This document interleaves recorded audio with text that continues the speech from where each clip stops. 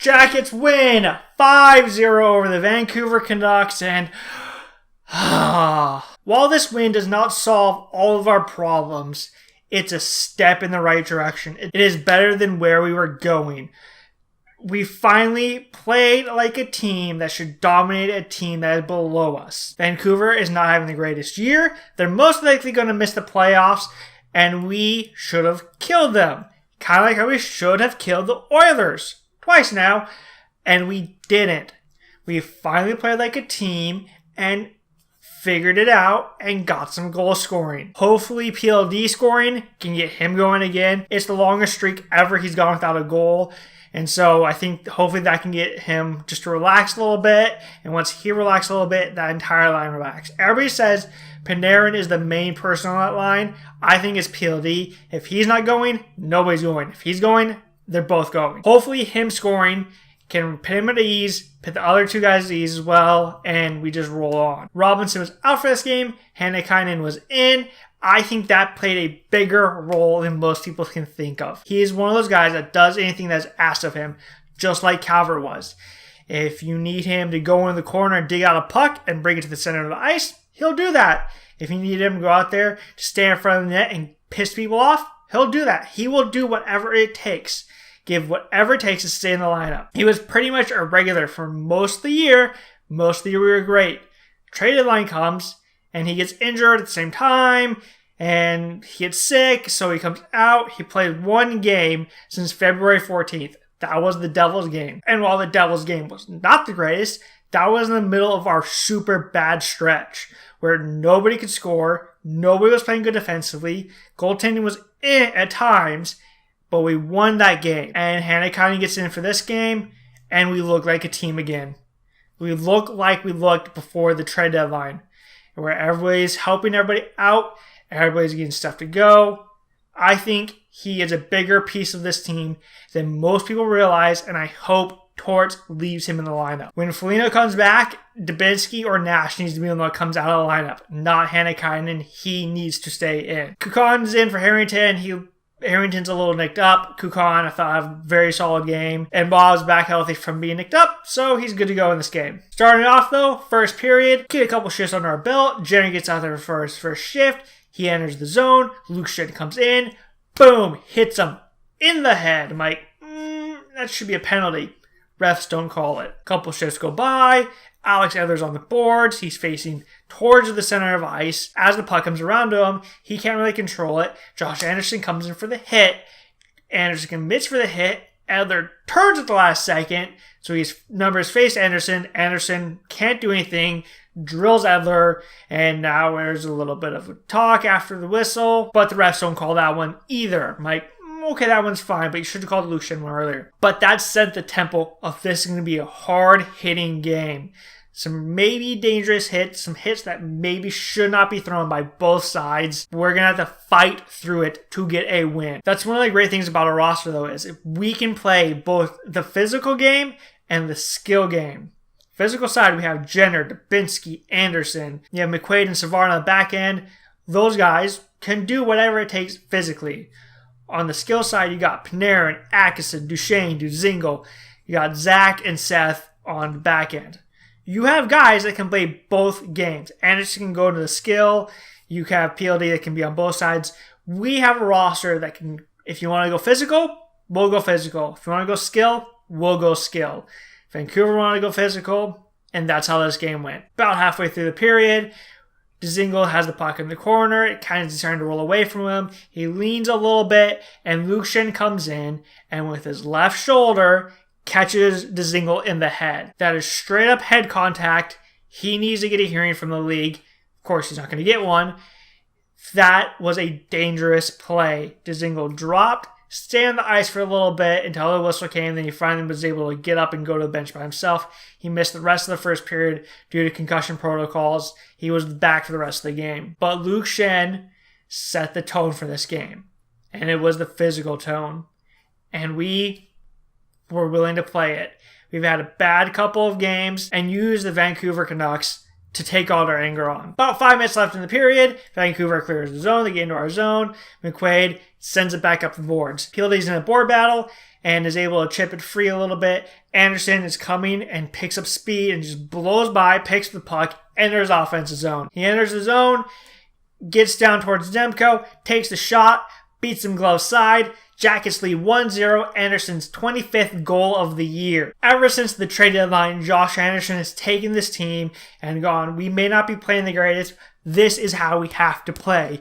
Use the speed, be physical at times, put some good shots on net, and good stuff will happen. And he's leading this team and trying to get us into the playoffs. But for the rest of the period, we can't solve Demko, they can't solve Bob. We head to the first intermission.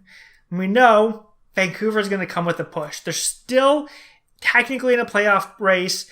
Pacific is not the greatest. They still have a shot at making the playoffs. So we go out for the second period.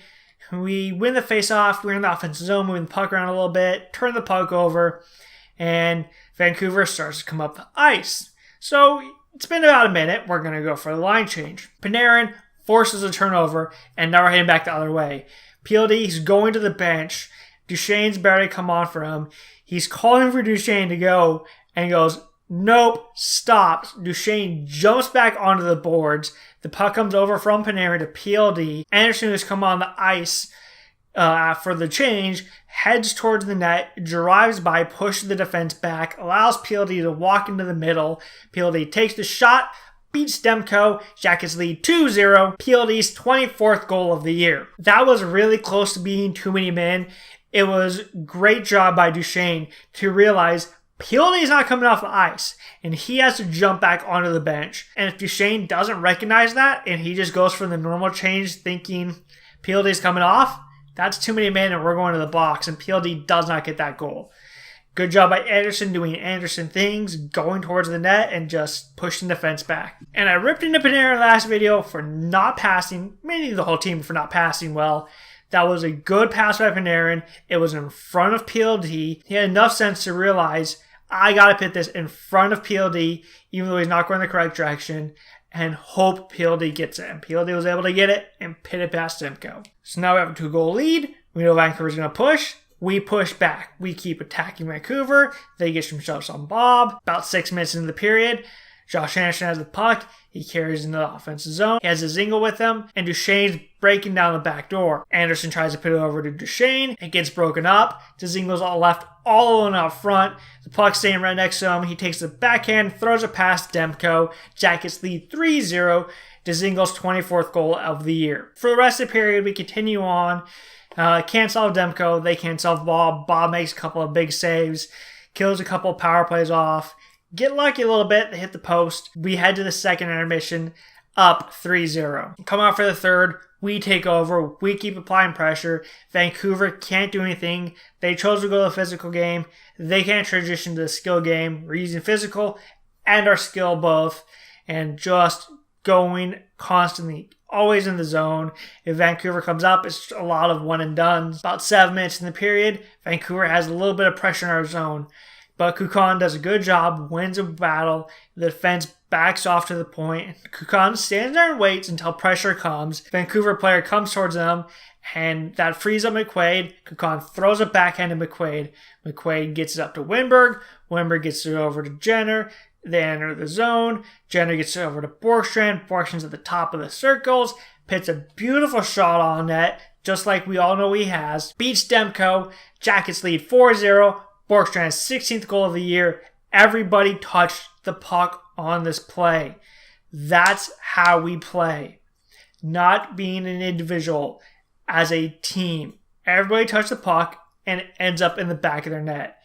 Kukan did a good job drawing the forward away from McQuaid. McQuaid did a good pass to Winberg. Winberg put a pass through a couple players to Jenner. And Winberg drove the net, creating a lane for Jenner to hit a pass over to Borkstrand, and Borkstrand finishes it off. So now we're up 4. This game is ours. Does not look like we're going to lose it. We have control of the game. About halfway through the period, we kill off Panarin penalty. He gets out of the box, goes into our zone, gets in a battle with a player, puck comes free, Anderson picks it up, takes off.